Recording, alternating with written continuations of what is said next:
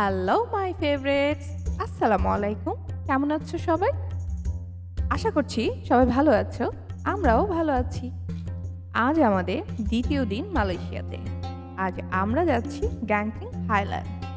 আমাদের বাস ছিল সকাল 9:30টায়। তাই আমরা সকাল সকাল উঠে নাস্তা সেরে একটি উবার নিয়ে চলে গেলাম কেএল সেন্ট্রালে। এটি কেএল টুইন টাওয়ারের ঠিক পাশে একটি বড় শপিং মলের আন্ডারগ্রাউন্ড থেকে গ্যাংটকের উদ্দেশ্যে বাস ছেড়ে যায়। তাই আমরা যেহেতু বাংলাদেশ থেকে রেড বাস অ্যাপের মাধ্যমে টিকিট করেছিলাম, তাই আমাদের টিকিট নিয়ে খুব একটা টেনশন ছিল না। আমরা রেড বাসের মাধ্যমে কেএল থেকে আওয়ানা পর্যন্ত বাস এবং এরপরে আওয়ানা থেকে কেবল কার দিয়ে গ্যাংটকের টিকিট কেটেছিলাম। আমাদের বাস এবং কেবল কারের টিকিট বাবদ খরচ হয়েছিল 78 রিঙ্গিত করে per person. One way total যাওয়া আসায় আমাদের 3 জনের খরচ হয়েছিল মোট 468 রিঙ্গিত। আমাদের বাস ছিল 1/2 কনফিগারেশনের সেট, যা ছিল প্রায় 2 ঘন্টা জার্নির জন্য খুব আরামদায়ক। আমাদের বাস ঠিক 9:30 ছুটে চলল গ্যাংটকের উদ্দেশ্যে। চারপাশের অপরূপ সবুজ সিনারি দেখতে দেখতে আর পাহাড়ি আবেশ চারপাশটা উপভোগ করতে করতে শুরু হলো আমাদের জার্নি। আমার কাছে মনে হচ্ছিল রাঙ্গামাটি বান্দরবনের রাস্তার মতো। চারপাশটা এত সবুজ ছিল আর দিনটি ছিল বেশ মেঘলা। মেঘগুলো যেন পাহাড়ের গা ঘেঁষে আলিঙ্গন করে যাচ্ছে। প্রায় 1.25 ঘন্টায় পৌঁছে গেলাম আমাদের আওয়ানা কেবল কারের স্টেশনে। ভয়ে ভয়ে চড়ে বসলাম সেই কেবল কারে। আওয়ানা থেকে গ্যাংটক স্কাই অ্যাভিনিউ স্টেশনের উচ্চতা ছিল 620 মিটার, যা বেশ কয়েকটি পাহাড় বেয়ে পৌঁছে গ্যাংটক স্কাই অ্যাভিনিউ স্টেশনে। সময় লাগে প্রায় 25 মিনিট। বেশ ভয় করছিল, আবার বেশ রোমাঞ্চকর লাগছিল। কেবল কারটা কখনো মেঘ কখনো আবার পাহাড় ঘেঁষে সে এক অপরূপ দৃশ্য। এক পাহাড় থেকে আরেক পাহাড়ে যেন হারিয়ে যাচ্ছিলাম। এভাবে অপরূপ দৃশ্য দেখতে দেখতে পৌঁছে গেলাম গ্যাংটক হাইল্যান্ড। এ যেন পাহাড়ের উপর আরেক অন্যরকম শহর। একটা কথা এখানে বলে রাখি, যাদের হাই ফোবিয়া আছে তারা চাইলে কেবল কার অ্যাভয়েড করে সরাসরি গ্র্যাব নিয়ে চলে যেতে পারো গ্যাংটক হাইল্যান্ডে। তাতে খরচ একটু বেশি হবে। ওয়ান ওয়ে গ্র্যাব প্রায় 300 থেকে 350 রিঙ্গিত চার্জ করবে। কেএল সিটি থেকে গ্যাংটকের হাইট প্রায় 1865 মিটার, যা প্রায় 6118 ফিট। গ্যাংটকে তোমরা পেয়ে যাবে একটি পূর্ণ নগরী। এখানে কি নেই? 5 star hotel, restaurant, park, indoor outdoor activities, world class shopping mall, আরও অনেক কিছু। তোমরা চাইলে অনায়াসে কাটিয়ে দিতে পারো 2-1 দিন। আমার ছেলে তো গেম আর্কেড দেখে মহা খুশি। সে অনেকটা পাগল হয়ে পড়েছিল যে কোনটা ছেড়ে কোনটা খেলবে। ওর বাবা প্রায় অনেকগুলো গেম খেলা যায় এমন একটি কার্ড নিয়ে আসছিল। তাই বাবা আর ছেলে ইচ্ছে মতো গেম খেলা শুরু করে দিল। এরপরে আমরা ঘুরে ঘুরে দেখতে লাগলাম পাহাড়ের উপরে নির্মিত এক অপরূপ শহর, যা পুরোটাই ইনডোর আর্কেড গেম।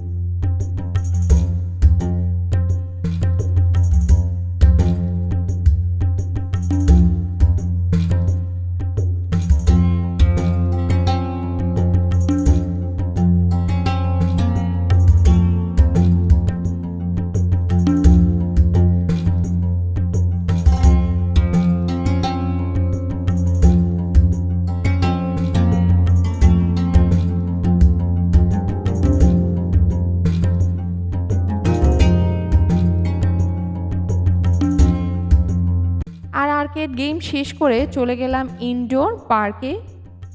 সেখানে রয়েছে হরেক রকম ইনডোর রাইডস, ইনডোর গেম। সিলিংটা দেখতে এত সুন্দর, কি নেই এখানে। ওয়ার্ল্ড ক্লাস শপস আর central of the indoor park যা ছিল দেখার মতো। বড় বড় এলইডি স্ক্রিন আর রকমারি আলোকসজ্জা তোমাকে অভিভূত করবে। এক কথায় বলতে গেলে কেএলের সেন্ট্রালের একটি মেইন অ্যাটেনশন এটি। বাপ আর ছেলে তো এই রাইড থেকে সেই রাইড এনজয় করতেই লাগলো। আমি অপলক দেখতেই লাগলাম এর অভিনব নির্মাণশৈলী। ঘুরতে ঘুরতে এত খিদা লেগে গিয়েছিল যে রেস্টুরেন্ট দেখে হামলে পড়লাম। আমি অর্ডার করলাম সি ফুড লাস্কা, আর আমার ছেলে নিল চিকেন ফ্রাইড রাইস, যা ছিল খুবই মজাদার। আমার হাজব্যান্ড মিক্সড ফ্রাইড রাইস নিয়েছিল। সত্যি কথা বলতে আমরা এত খিদে পেয়েছিল আমাদের যে ভিডিওর কথা একদম মনে ছিল না, তাই খাবারের ভিডিওটি হয়তো দিতে পারছি না।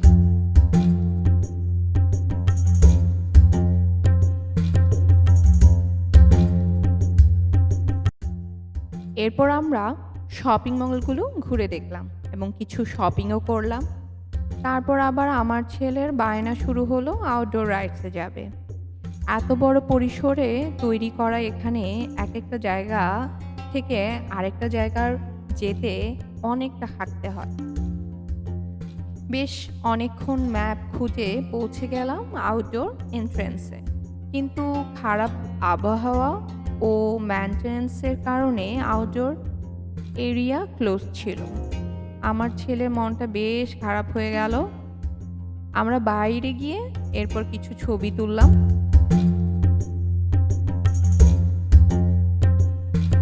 তারপর আমার ছেলে তার বাবাকে নিয়ে আবার ইনডোর পার্কে চলে গেল। ওখানে ওরা বেশ মজা করলো, অনেক রাইডস এনজয় করলো।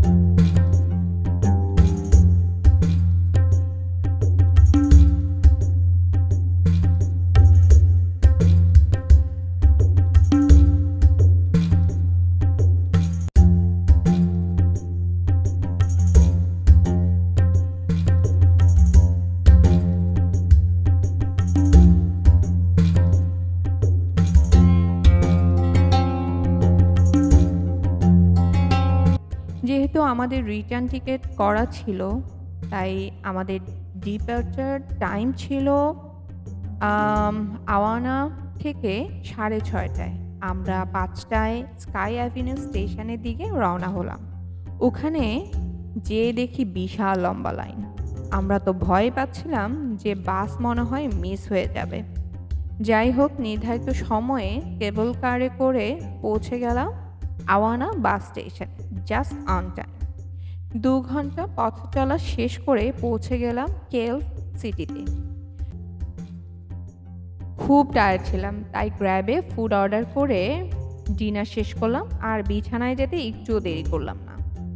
এভাবেই শেষ হলো আমাদের দ্বিতীয় দিন। আশা করছি আজকের ভিডিওটি তোমাদের সবার খুব ভালো লাগবে। যদি ভালো লাগে প্লিজ শেয়ার করো, কমেন্টস করো। আর যদি সাবস্ক্রাইব না করে থাকো প্লিজ আমাদের চ্যানেলটি সাবস্ক্রাইব করে রেখো। আজকের জন্য আল্লাহ হাফেজ।